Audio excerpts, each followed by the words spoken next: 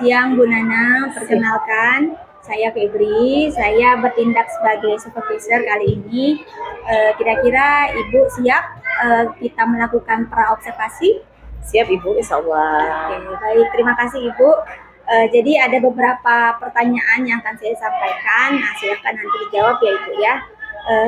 Kira-kira nih Ibu, untuk pertanyaan pertama, kira-kira kompetensi mana yang akan Ibu kembangkan sebelum melakukan observasi ini? Saya ingin Ibu menilai itu bagaimana saya menggali potensi koci nantinya itu dalam menemukan atau mengidentifikasi masalah koci sendiri. Kemudian bagaimana sih alur rencana koci dalam menemukan solusi atas permasalahan dia sendiri, seperti itu. Oke, baik Ibu. Kemudian bagian mana yang akan Ibu saya amati nantinya? Bagian mana Ibu? Bagian saat saya mengidentifikasi masalah koci Ibu. Nah di situ sehingga si koci itu menggali saya itu akan menggali permasalahan si koci, nantinya dia akan menemukan solusinya atas permasalahannya sendiri. Jadi artinya Ibu akan menggali masalah dulu, iya. Kemudian membantu si koci, iya. Ibaratnya menemukan sendiri solusi iya. atas masalah yang dihadapi. iya. Oke, baik Ibu. Kemudian selanjutnya, bagaimana sih penilaian Ibu sendiri terhadap apa yang akan kita kembangkan nantinya? Menurut saya pelaksanaan coaching ini dilakukan itu kan untuk bertukar pikiran ya Ibu ya. Kemudian untuk mencari solusi yang tepat. Nah, di sini Ibu. Jadi pada praktek coaching ini itu sangat baik sekali Ibu. Karena di sini kami atau saya dengan coach sendiri, saya bertindak sebagai coach dan teman saya bertindak sebagai coach itu mengidentifikasi masalah. Nah, kemudian si coach itu sendiri dapat menemukan solusi permasalahan yang dia hadapi.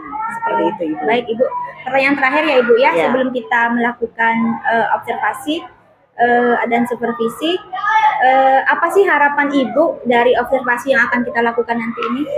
Harapan saya dari observasi yang kita lakukan ini, saya dapat membantu guru atau teman dalam mengidentifikasi masalah, kembali lagi, kemudian mencari solusi permasalahan mereka agar dapat membantu kompetensi mereka sendiri dalam hal mempraktekkan pembelajaran di kelas untuk melayani siswa, seperti itu. Cukup ya Ibu ya. Iya. Kita sudah melakukan pra-observasi, berarti nanti silakan Ibu melakukan praktek coaching bersama teman. Nanti akan saya amati.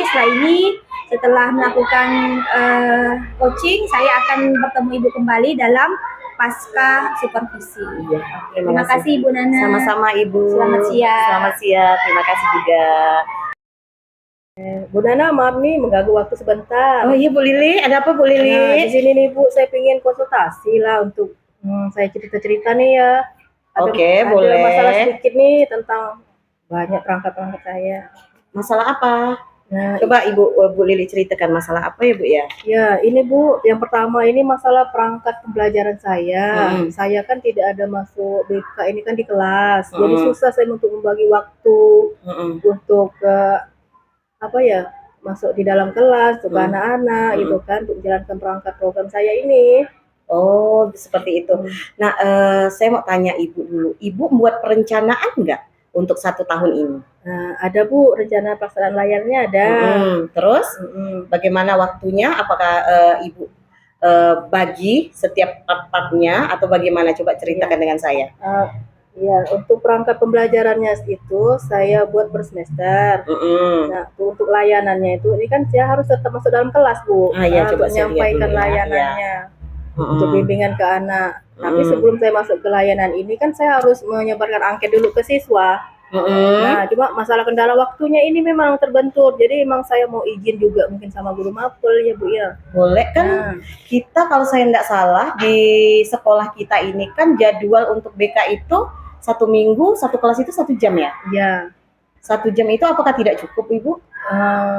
Bisa Bu, nanti saya buat dua kali pertemuan, minta Oh, bisa. untuk angketnya, isi apa pemberian RPL ke siswa ini, terus data-datanya nanti. Nah, berarti seperti itu Ibu ya, saya ngambil jam guru mapel yang lain gitu kan, boleh satu Ibu jam. satu lagi, apakah angket itu harus dibagikan ke kelas pada saat pertemuannya atau bisa nggak dia kan ini kan ada konseling pribadi kan? Iya. Nah, ini kan dihitung dari Mm-mm. per anak ya Bu ya. Kalau Ibu 24 jam itu kalau saya nggak salah itu 150 50. siswa. Nah, apakah itu bimbingan pada saat bimbingan konseling pribadi itu boleh dibagikan angket atau bagaimana?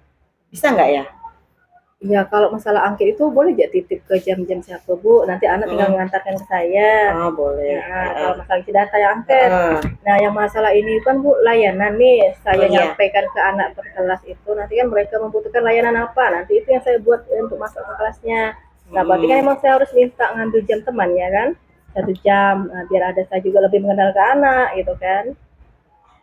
Nah, kalau untuk mengambil apa jadwal jam yang sudah tersusun itu ya Bu Lili ya. Nah, itu yang kadang-kadang setiap guru mapel itu kan punya apa ya ini masing-masing apa namanya perencanaan juga masing-masing. Nanti kalau terganggu itu nanti kita akan coba cari satu waktu luang itu kan biasanya di jam pagi atau jam siang kan ada kita program literasi keagamaan ada. Ya, ada. Nah, Di kelas coba ada. nah pada saat literasi keagamaan itu boleh Bu Lili buat jadwal perencanaan kalau seandainya ini perencanaannya itu di jam itu, di jam kan setiap hari itu kan jam antara jam 9 sampai jam 10. Nah, itu ada siswa-siswa yang konsultasi. Seperti itu ya? Boleh nggak seperti itu tuh? Bisa nggak?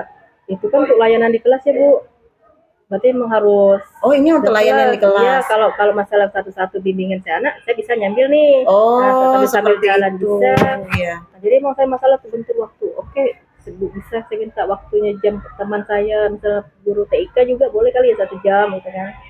Boleh kalau seandainya guru TIK atau guru seni, nah itu boleh karena gitu. mereka kan hanya praktek. Setelah praktek, mereka biasanya ada kekosongan kekosongan jam. Nah seperti itu boleh nanti ibu konsultasikan ke ibu kesenian atau guru. Boleh. Ya. Nanti saya akan ketemu langsung ya dengan guru mapelnya berarti kan. Iya. Nah, biar bisa program saya juga kan berjalan gitu kan. Nah, layanan bimbingannya boleh sambil saya berjalan di luar sama anak ketemu bisa. Cuma ini untuk yang RPL tuh di kelas. Oh, RPL di kelas. Boleh sih. Boleh sih, itu seperti itu saja ya Bu Lili ya. Jadi kalau untuk layanan pribadi boleh Ibu Lili ngambil yang literasi keagamaannya.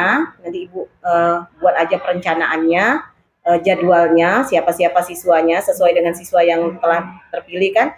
Kemudian yang kedua untuk yang tatap muka di kelas langsung satu kelas 30 anak itu boleh Ibu konsultasikan dulu dengan guru TIK atau seni budaya agar mereka bisa ada part-part kosong. Jadi Bu Lili yang masuk 15 menit atau 20 menit bisa atau 1 jam mapel bisa. Mudah-mudahan. Nah, apakah ada masalah lain Bu Lili selain hal itu? Masalah lain ya kalau anak yang bermasalah sih Bu ya. Kadang itu memang kita perlu juga manggil orang tua sih. Oh iya, jadi kalau harus tua kerja sama orang tua juga nih. Iya. Selain masalah belajar tadi kan ada masalah kita pribadi sama temannya atau masalah di rumah. Nah, berarti ini kan juga harus saya menghadirkan orang tua juga nih ke sekolah. Kadang juga terkendala nih. Ada orang tua yang dipanggil misalnya itu datang, ada yang juga tidak datang. Kalau solusinya ya, kalau saya sih ya Bu ya, kalau solusi untuk hambatan ke orang tua itu, coba Ibu pada saat Ibu memanggil orang tua itu kan ada hal yang Ibu rancangan masalah atau rancangan kalau manggil orang tua itu apa namanya itu? Apa sih namanya? Bukan home visit. Apa sih namanya tuh? Ini apa sih kalau misal kita manggil orang tua tuh mengumumkan sesuatu kan atau misalnya mengumumkan sesuatu hal kan. Nah, jadi boleh Ibu buat rekaman diri Ibu kalau seandainya di orang tuanya tidak datang, ibu share ke grup paguyuban. Nah, seperti itu. Jadi itu semuanya ya, Bu, ya. iya. Jadi tersampaikan ada pesan di situ. Ya. Selain Pesan di situ. pesan di situ. Kecuali benar-benar mendadak desa, orang tuanya harus hadir, gitu kan? Iya. Seperti itu. Nanti saya akan coba ya. Masukan Ibu nih. Terima kasih. Apakah ada masalah lain, Ibu? Sementara ini sih tidak ada lagi sih, Bu. Nanti sambil berjalan nanti boleh ya saya cerita lagi ke Ibu nih, konsultasi. Iya, nanti kita sambil konsultasi tentang proses pembelajaran. Ini kan belum kan masuk. Jadi mudah-mudahan kedepannya Ibu hambatan itu bisa diminimalisir. Iya. Ya. Oke. Terima kasih banyak ya, Bu. Nanti sambil berjalan nih saya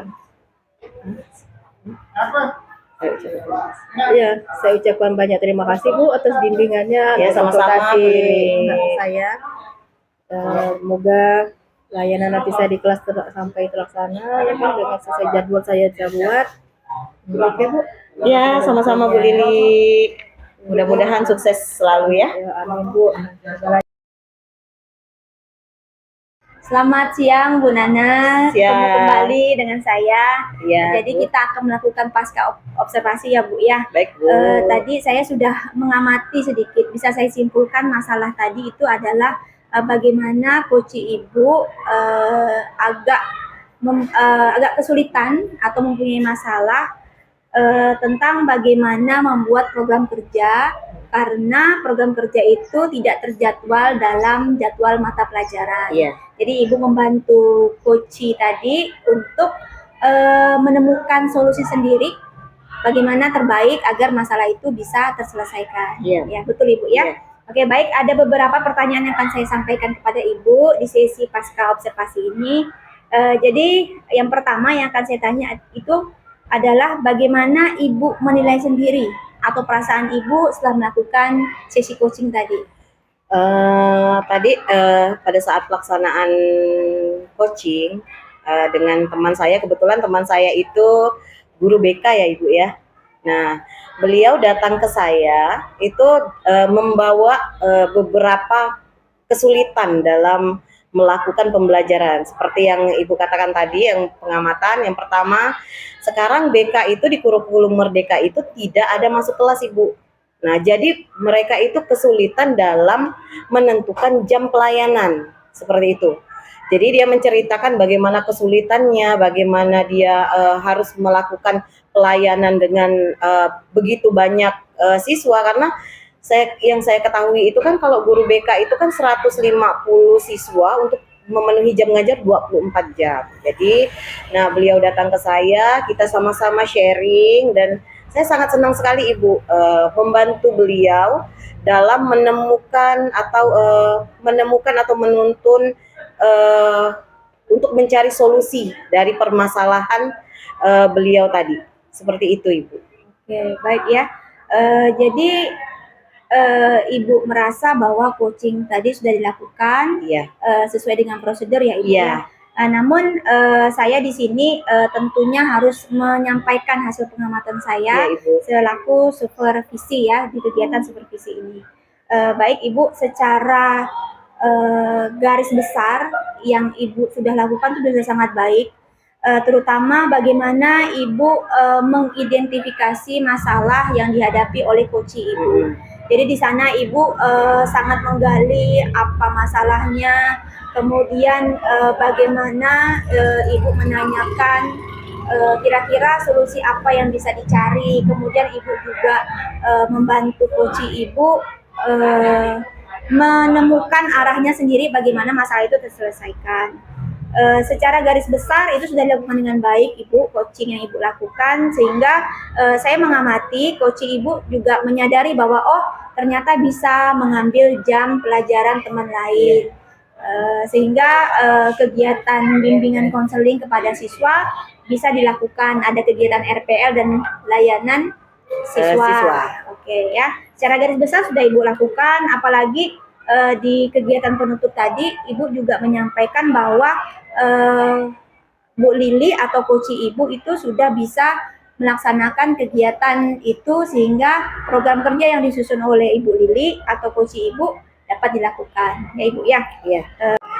Baik Bu Nana, saya rasa ini adalah akhir dari kegiatan pasca observasi. Iya, Ibu. Saya berharap Bu Nana bisa terus melakukan coaching ke rekan-rekan lainnya sehingga kompetensi Ibu di bidang coaching ini makin terasah kembali. Ya, amin. Mudah-mudahan Ibu. Terima kasih kembali. Oke. Baik Bu Nana, selamat siang. Siang.